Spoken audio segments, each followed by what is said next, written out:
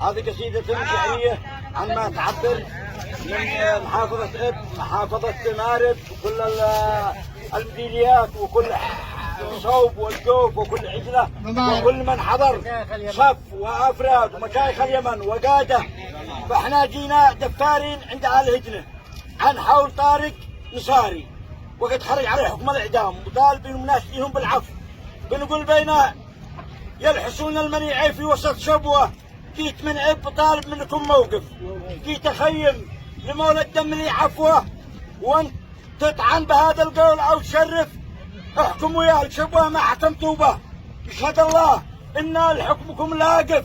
لو حكمته جبال العود والسدة وأرض يحسب والقلة وبن الحارث، لو حكمته بعلوه هي وذي فروه والمعاتن وذي مره، ما خالف حسين هدنه وسمى طالبين عفوه. والمثل قال يلا لقني عارف القضايا عند الله محسوبه، لا عفيته في الجنه لا وارث.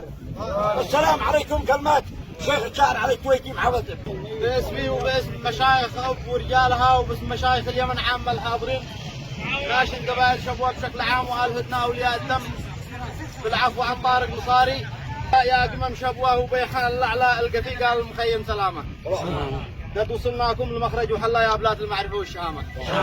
ابيات اخرى قلنا يا قلعه المجد التليده المعلي راس، هذه منحنت للمعتدين شامخه فوق الشموخ.